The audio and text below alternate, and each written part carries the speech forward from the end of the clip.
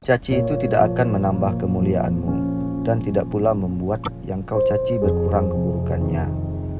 Orang yang beriman pasti beramal saleh. Kita tidak tahu siapa yang akan mendapatkan hidayah, tetapi kita bisa terus berdoa kepada Allah.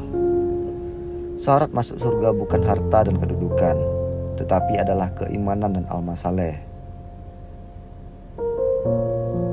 Kalau Anda mendapatkan tingkat kekayaan dan merasa kaya dengan itu, Anda belum bebas dengan persyaratan masuk surga. Belum tentu harta menjadi jaminan masuk surga. Tidak ada status apapun di dunia yang memengaruhi seseorang masuk surga. Jaminan Allah bagi orang yang salat tahajud, disukseskan karir, dimudahkan pekerjaan, dibimbing mewakili aktivitas, diberikan solusi terbaik ketika terkena musibah, ditolong Allah tanpa perantara. Jika ada yang lalai diingatkan, karena surga terlalu luas untuk sendirian. Lawan dari kaya adalah cukup, bukan miskin. Jadi sebetulnya ketika Allah menciptakan kita, rezeki kita cukup. Tidak ada yang miskin.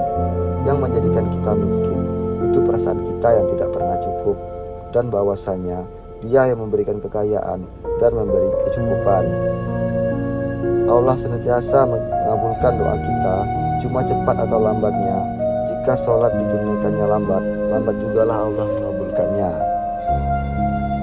Kalau pengetahuan Anda mau ditambah oleh Allah, mudah dalam belajar, kuat dalam ingatan, tingkatkan takwamu kepada Allah, maka Allah akan ajarkan Anda pengetahuan ilmu.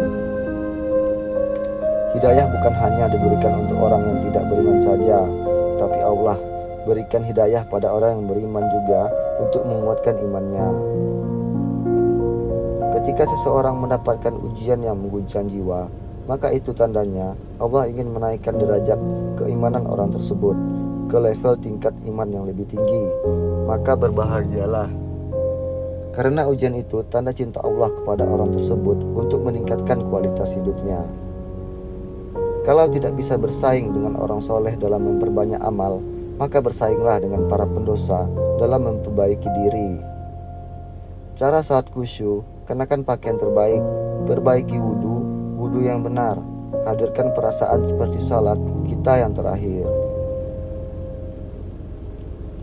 Sudahkah kita mengerti dari sekian ribu salat yang kita tunaikan, berapa persen yang kita paham artinya? Jangan-jangan kita salat tapi tidak tahu artinya. Bagaimana bisa khusyuk kalau kita tidak mengerti apa yang kita lakukan? Nabi yang sudah jelas surga saja bangun malam untuk tahajud hingga bengkak-bengkak. Ada sementara yang surganya tidak jelas, amalan berantakan, hisabnya menegangkan, namun masih merasa aman dengan amalnya. Kunci dari semua hal adalah sholat.